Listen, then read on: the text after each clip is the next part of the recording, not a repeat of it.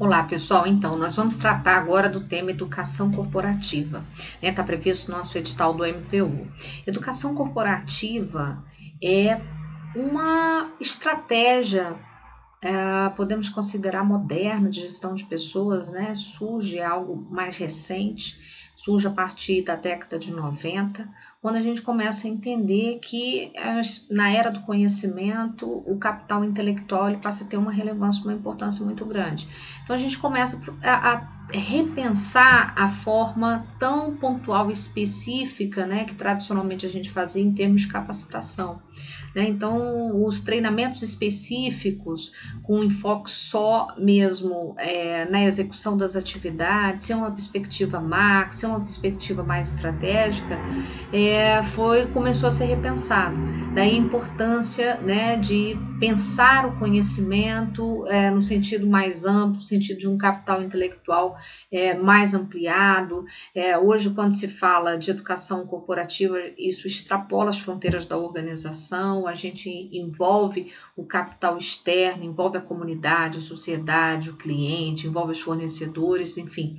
E quando se pensava em treinamento e desenvolvimento, do ponto de vista tradicional, o enfoque estava só mesmo em treinar o funcionário. Hoje não, a gente está falando já de educação inclusiva. Então, pensar em educação corporativa é pensar em princípios. Esses princípios eles devem ser institucionalizados, né, a partir de práticas pelas universidades corporativas. As universidades são as entidades educacionais, né, que vão formar o capital intelectual, desenvolver o capital intelectual, desenvolver competências voltadas para o próprio negócio da organização. Tem um item de prova interessante dizendo que educação corporativa é uma entidade educacional e o item estava errado. A entidade educacional é a universidade corporativa, tá certo? A gente vai pensar a educação corporativa em termos dos princípios que são importantes e precisam ser materializados, ou seja, eles precisam ser colocados em prática pelas universidades. Nós vamos estudar 7 importantes princípios da educação corporativa que dá o norte, né, que dá o direcionamento estratégico que essa proposta vem para as organizações.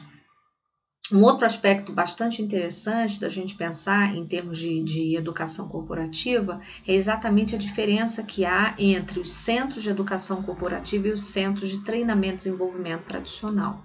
Centro de treinamento e desenvolvimento tradicional é muito operacional, então a gente diz que o enfoque operacional é um enfoque mais reativo, é mais específico, descontinuado, é descentralizado, né? As ações elas são muito soltas. Quando eu penso na educação corporativa, né, a partir das universidades, a gente está falando de um modelo mais estratégico, proativo, com foco na inovação, mais centralizado, porque quando a gente pensa a universidade, as ações de capacitação, elas têm um acompanhamento melhor, né, do que se fazia tradicionalmente. Então, são enfoques diferenciados, como eu estou pontuando para vocês.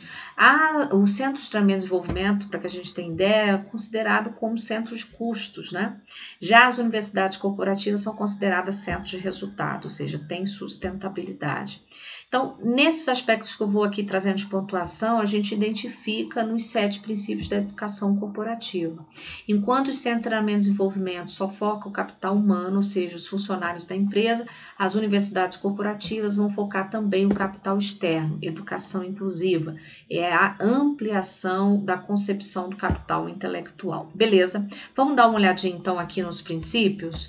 O primeiro princípio que a gente vai tratar é o princípio da competitividade. Busca-se obter o comprometimento e envolvimento da alta cúpula no sistema de educação, né? Procura-se alinhar o que se faz em termos de desenvolvimento com a estratégia, com as diretrizes e práticas de gestão de pessoas, alinhando toda a gestão de pessoas às estratégias do negócio da organização. Implantar um modelo de gestão de pessoas por competência, ou seja, os processos de mapeamento, eles são extremamente relevantes, porque aqui é que a gente identifica as lacunas que são supridas com as ações de capacitação e conceber ações e programas educacionais alinhados à estratégia, né? Ou seja, missão, visão, os objetivos da organização. Isso gera vantagem competitiva. Perpetuidade, ser veículo de disseminação da cultura. Então, a perpetuidade é a gente pensar em dar continuidade, é não deixar a cultura morrer, a cultura de aprendizagem, disseminar os valores da organização. Responsabilizar os líderes gestores pelos processos de aprendizagem também, né?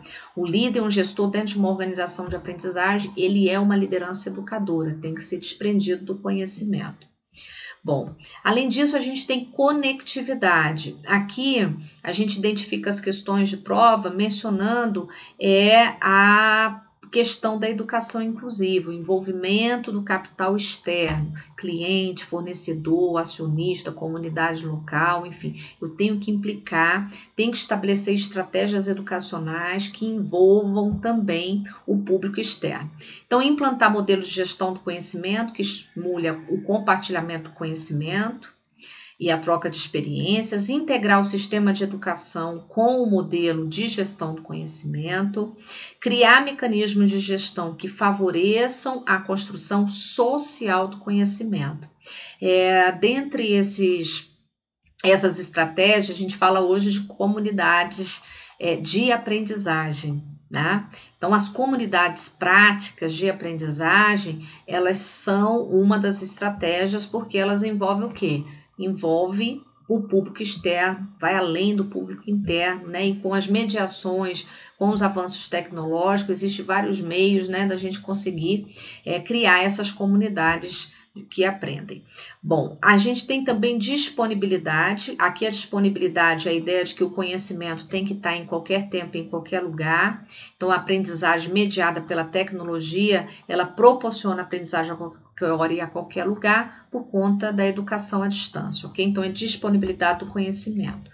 Outro princípio é a cidadania, obter sinergia entre programas educacionais e projetos sociais. As universidades corporativas, elas precisam pensar em desenvolver programas sociais, né, para atender ao princípio da cidadania. Uma organização de aprendizagem é considerada uma organização cidadã. Então, a formação de atores sociais dentro e fora da empresa é uma estratégia também de envolver o capital externo, a construção social do conhecimento organizacional. E a gente tem ainda aqui parceria tanto interna quanto externa. Tem uma questão muito recente do SESP que fala que as universidades corporativas devem responsabilizar os gestores e líderes pelas ações educacionais. E o item estava certinho, ok? Um líder dentro de uma estrutura como essa, ele é um parceiro interno, ele tem a responsabilidade de repassar o conhecimento, porque ele faz parte de uma cultura de aprendizagem. Então, normalmente são líderes desprendidos do conhecimento, são formadores, são educadores, ok? Outro aspecto na parceria é a parceria externa, né? Então, como as universidades corporativas não são credenciadas pelo MEC, para fazer investimento em educação, formação profissional, graduação, mestrado, doutorado, né? Enfim, a gente vai precisar dos parceiros das universidades, né? Das faculdades, enfim. Então, essas parcerias, elas são formadas até porque a universidade corporativa, ela não é credenciada pelo MEC e ela é formadora, né, de conhecimento voltado para o próprio negócio. Outra questão de prova que eu peguei do SESP dizia que as universidades corporativas formam o colaborador para trabalhar em qualquer organização. Isso está errado. A universidade corporativa forma o colaborador para trabalhar no próprio negócio, né? Ela vai investir em conhecimentos, habilidades, mas voltado para o próprio negócio, ok? Então, as parcerias devem ser internas e externas. Outro princípio é o princípio da sustentabilidade, a ideia de que as universidades não são centros de custo, muito pelo contrário, elas favorecem a autossustentabilidade financeira, elas são consideradas centros de resultados, ok?